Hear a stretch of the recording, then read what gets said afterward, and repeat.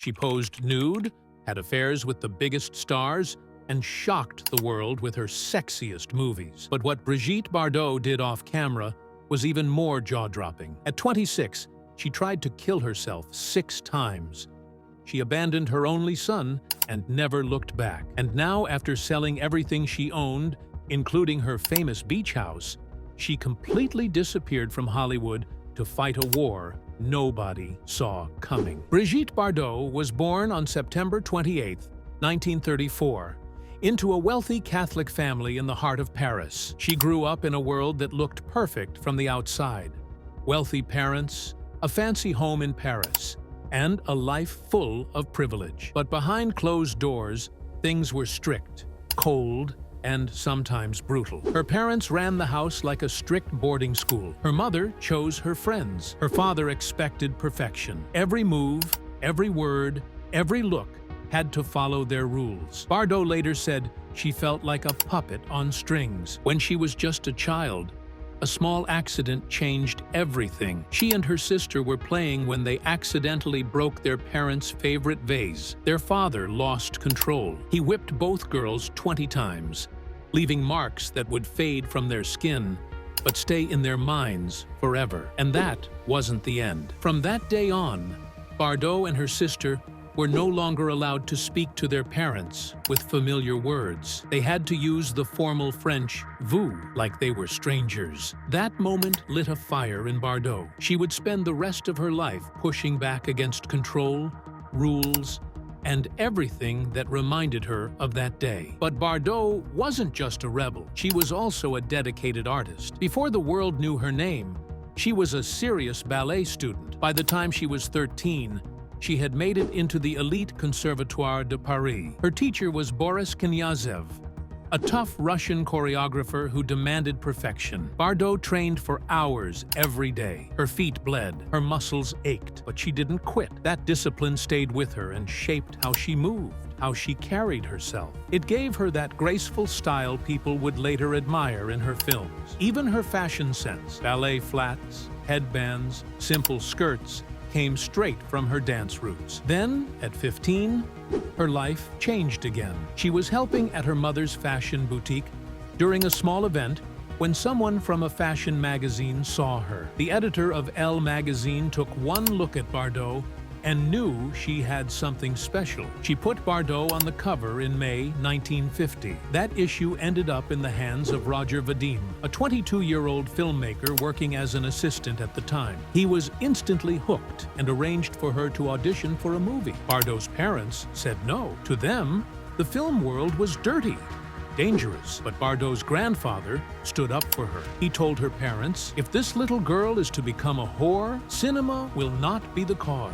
It was harsh, but it worked. They finally allowed her to meet the director. She didn't get the part, but she got something else, Vadim. Their meeting sparked a romance and a partnership that would change both of their lives. Their relationship was full of tension. Her parents hated it. When her father tried to send her away to England in 1952 to end the relationship, Bardot panicked. In a desperate act, she stuck her head into a gas oven. Her parents had to pull her out and realized they couldn't control her anymore. They agreed to let her be with Vadim on one condition: no marriage until she turned 18. So on December 21st, 1952, just after her birthday, Bardot and Vadim got married. This wasn't just love, it was also a strategy. Vadim wanted to make Bardot a star, and he had a plan. He shaped everything about her image: the messy blonde hair, the sensual poses, the rebellious attitude. He didn't just direct her movies, he directed her life. Her first movie came out that same year. It was a small comedy called Le Trou Normand, and she earned 200,000 francs. Barely enough to matter, but it was a start. Things picked up with Menina, the girl in the bikini, where she showed off her body and made people talk. By 1956, she dyed her naturally brown hair blonde for a movie role, and liked it so much, she kept it that way forever. That blonde look became her signature. She was turning into BB, the sex symbol of a new era. Vadim saw her as a blank canvas. He taught her how to act, how to move, how to seduce the camera. Their biggest project came in 1956 with And God Created Woman. It wasn't just a film, It was a cultural bomb. The nudity, the raw sexuality, the wild energy. Europe had never seen anything like it. The movie made Bardot world famous overnight. Even after they divorced a year later, she and Vadim kept working together. He had built her image piece by piece, like a modern Pygmalion, and it worked. Before that explosion of fame, Bardot had quietly built her career through small roles. She starred in French and Italian films, and even got a taste of Hollywood in Act of Love with Kirk Douglas. She went to the Cannes Film Festival, posed for photographers, and let the world get a little closer to who she was. In 1954, her role in School for Love showed she could be more than just a pretty face. Then came Doctor at Sea, a British comedy that became a massive hit. Bit by bit, she was building momentum. By 1955, she had done 17 films. She wasn't just lucky. She had worked for it, and the world was finally about to take notice. When And God Created Woman came out in 1956, it didn't just shock people, it changed cinema forever. Brigitte Bardot wasn't just playing a character, she was the character. Juliette, a wild and instinct-driven young woman in Saint-Tropez, wasn't looking for a man to complete her. She was chasing what she wanted, on her own terms. The film was raw, sensual, and completely different from anything audiences had seen. There was a scene where she appeared bottomless in front of a teenage boy that made a Parisian censor so furious he stormed out, demanding it be cut. Roger Vadim, Bardot's husband and the film's director, had to show the scene again, just to prove she was wearing a leotard. That's how convincing Bardot was. Even when she was clothed, people thought she was naked. Time magazine described her lying naked in a garden, stretched across the screen, bare as a censor's eyeball. That image became iconic. Overnight, Bardot wasn't just another French actress. She was the symbol of female sexual freedom, and the world couldn't look away. But while France was reeling from the scandal, the rest of the world was just as stunned. In the UK, the film got slapped with an X certificate, meaning adults only. In the United States, they had to censor the film to make it fit the strict rules of the time, and even then, some states refused to show it. In Philadelphia, it was declared obscene. In other places, theater owners were arrested for screening it. But the more they tried to silence the film, the louder it got. By the time it hit United States theaters in 1958, it was making headlines and pulling crowds. It earned $4 million, a massive number for a foreign film back then, and became the highest-grossing foreign release in United States history at that point. Filmmaker Peter Bogdanovich said it cracked open the door for French films in America. And it wasn't just about sex. It was about the public craving something real. Bardot gave them that. But Bardot didn't just appear out of nowhere. Before she shocked the world in And God Created Woman, she was already winning hearts in France with a 1956 musical comedy called Naughty Girl. The film wasn't controversial.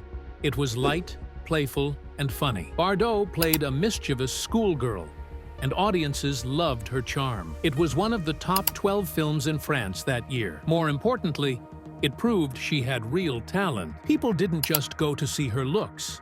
They wanted to see her. The film also deepened her collaboration with Vadim, who helped craft her breakthrough later that same year. With Naughty Girl, Bardot showed she could carry a film. With And God Created Woman, she showed she could change the world. Another 1956 film, Plucking the Daisy, gave a hint of what was coming. It was cheeky, sexy, and full of Bardot's now famous sex kitten persona. American critics called it a delightful, naughty comedy. But in post-war Europe, it meant something deeper. Europe was still recovering from years of hardship. People were ready for joy, for pleasure, for something fresh. Bardot, lying on beaches in bikinis and playfully undressing on screen, became a kind of answer to that craving. She wasn't like American actresses, polished and restrained. She was real, bold, and completely comfortable in her skin. That authenticity hit hard. It felt like freedom. But behind all the fame, Bardot was struggling. She once said, I still find it difficult to understand what happened to me. And it showed. After And God Created Woman, the world couldn't get enough of her. By 1958, she was France's highest-paid actress. But with fame came pain. The paparazzi hounded her constantly. Her home in Saint-Tropez became a zoo. She started sinking into depression, feeling lost inside the image the public demanded from her. The same sensuality that made her famous started to feel like a trap. People didn't want the real Bardot. They wanted the fantasy, and she couldn't breathe. That pain became very real during the filming of The Truth in 1960. Directed by Henri-Georges Clouzot, the movie was emotionally brutal, and so was the director. He tormented Bardot to push her into delivering a raw performance. He even slapped her during filming, and she slapped him back. The film was about a woman on trial for murder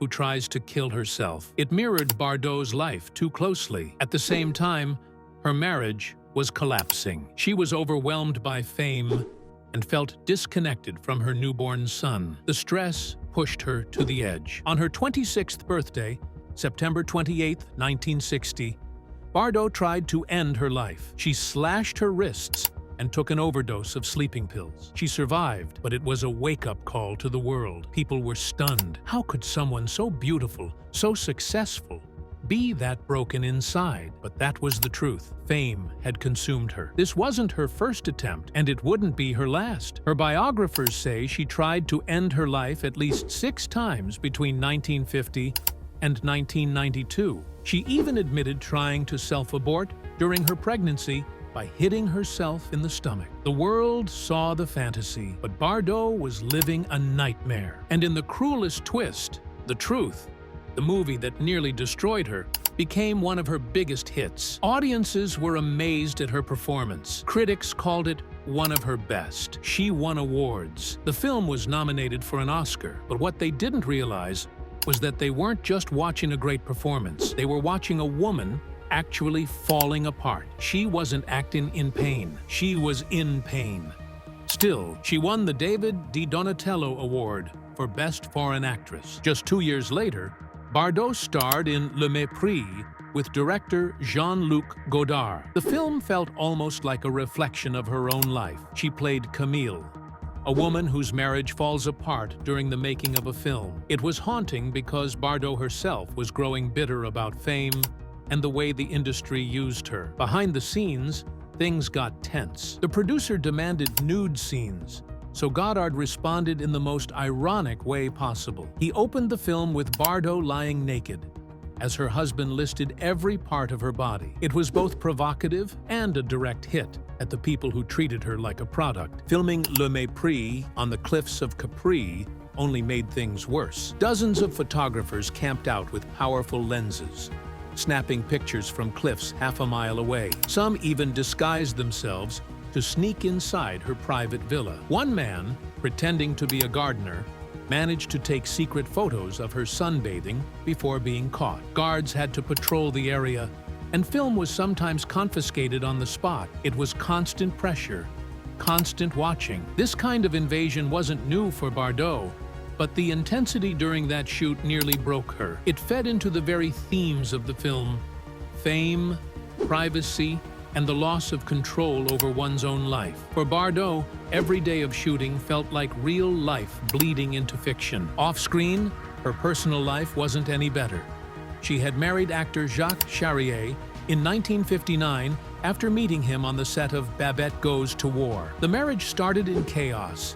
During the ceremony, when photographers burst in, Bardot yelled, "Non, non, non," and cried. She wore a pink gingham dress instead of a wedding gown, already signaling this wasn't going to be a fairy tale. She was pregnant before the wedding, and in January 1960, gave birth to her only child, Nicholas. But she didn't want to be a mother. She called the baby a tumor in her book, and even tried to force a miscarriage. Her mental state was fragile. The marriage fell apart quickly, with Charrier reportedly making suicide attempts and withdrawing from military service. By 1962, they divorced. What followed shocked even her most loyal fans. After the divorce, Bardot gave up her son completely, not just custody, but everything. She left him with his father's family and cut off all contact. As he grew up, Bardot stayed away. When Nicholas got married in 1984, she wasn't invited. She later wrote that she hated being a mother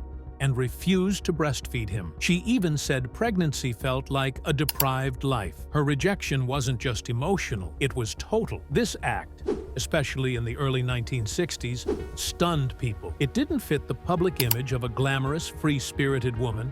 It was cold, harsh, and it followed her for the rest of her life. Even her grandchildren never really knew her. Fame had given her everything, and taken just as much. In the middle of all this chaos, she played a role that seemed pulled straight from her own story. A Very Private Affair came out in 1962, directed by Louis Malle. In it, Bardot played Jill, a famous actress crushed by the weight of her own fame.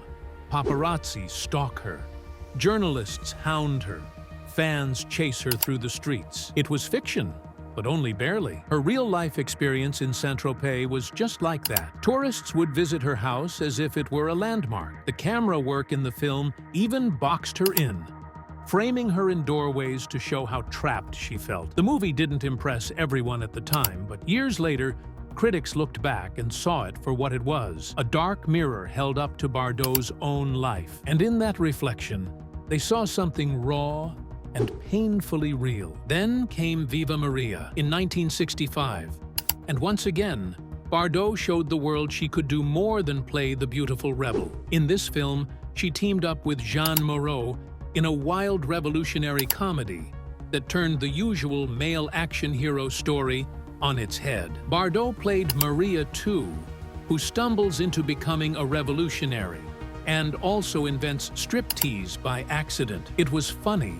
bold, and surprisingly political. The movie was a hit in Europe, especially in socialist countries, where students admired how it explored different kinds of resistance, violent and peaceful. The film even got banned in parts of the United States for being too sexual and too anti-Catholic, but the buzz only made it more iconic. Bardot was nominated for a BAFTA, and critics praised her comic timing and charm. Brigitte Bardot's life in the late 1960s and 70s wasn't just glamorous, it was wild, unpredictable, and sometimes deeply heartbreaking. In 1966, she was living in her famous Saint-Tropez villa when something happened that felt like a scene from a movie. Out of nowhere, a helicopter flew over her home and dropped hundreds of red roses. The man behind it was Gunter Sachs, a German playboy and millionaire. Bardot was stunned. "It's not every day a man drops a ton of roses in your backyard,"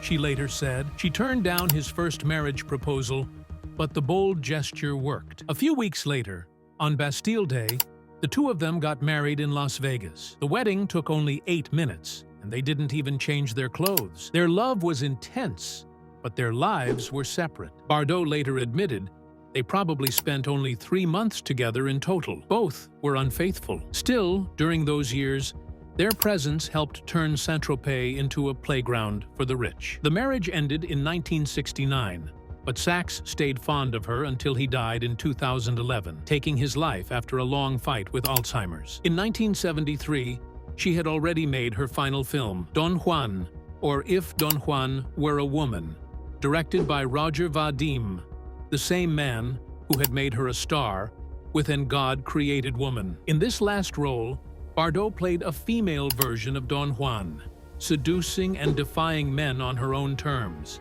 It was a powerful role, but the film flopped. Critics were brutal. One said the movie had beautiful shots, but no real emotion. Another joked they'd seen more passion at a cricket match. Even Bardot seemed distant on screen, as if tired of the game. She knew this was the end. "If Don Juan isn't my last movie, it will be my next to last," she had said while filming, and she meant it. On her 39th birthday, Bardot announced her retirement from cinema. She'd done 47 films and recorded over 60 songs. At first, people didn't believe her. They thought she was being dramatic and would come back, but she didn't. She wanted to leave on her own terms before her fame faded. Her career had already earned her major awards and praise from legends like Charles de Gaulle, who once called her as important to France as Renault cars. She had set trends in fashion, popularized Saint-Tropez, and inspired artists from Bob Dylan to the Beatles. When she left the screen, she left a hole no one else could fill. After stepping away from movies, Bardot made one last bold move. In 1974, she posed nude for Playboy magazine to celebrate her 40th birthday. It shocked people, but it also made a statement. She was proving that a 40-year-old woman could still be sexy and in control, but her life off-screen wasn't peaceful. On September 27, 1983, the night before her 49th birthday, Bardot tried to end her life. She had taken tranquilizers with red wine and wandered toward the beach near her home. She was found barely conscious and rushed to a clinic where doctors saved her. This wasn't the first time. She had tried to take her life several times before, dating all the way back to her 20s. In 1984, she was diagnosed with breast cancer at age 50. Just a year after her suicide attempt, she faced yet another crisis. But this time, she kept it hidden. Instead of going public like many celebrities, she chose privacy. She refused chemotherapy and went with surgery and radiation. It was a risky choice, but it worked. By 1986, she had recovered. She was a survivor in every sense. Years later, in 1996, Bardot released her autobiography, Initiales BB.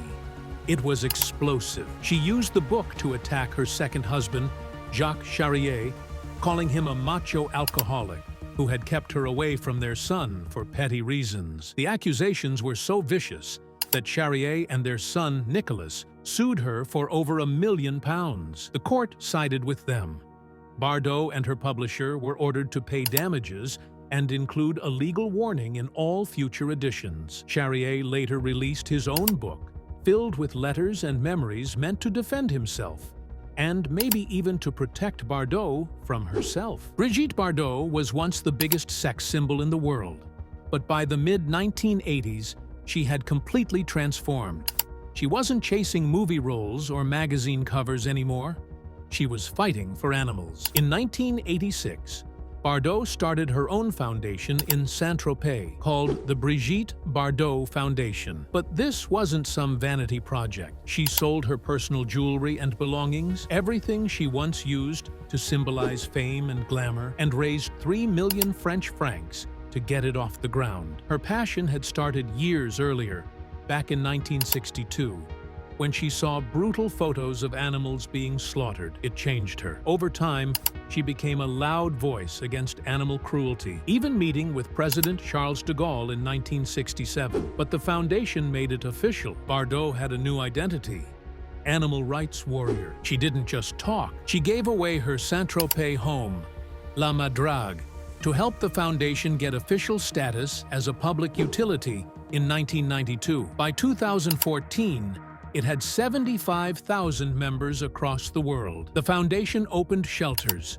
ran rescue programs, and even helped reintroduce wolves to the Alps. In Normandy, they set up a sanctuary called La Mare Anzou, where hundreds of animals live safely, some waiting to be adopted, others simply living out their final years in peace. But Bardot's fight had started long before the foundation. In 1977, she flew to Canada to protest the killing of baby harp seals. She stood in the freezing cold for 5 days on the ice fields of Blanc-Sablon. That stunt caught the world's attention. French President Valéry Giscard d'Estaing eventually supported the movement, and restrictions on seal product imports followed. Through the 90s, she turned her rage toward bullfighting. She called it a macabre spectacle and said it reminded her of Roman times, when animals were tortured for fun. In 1994, she told people on French TV to stop eating horse meat. She got death threats for it,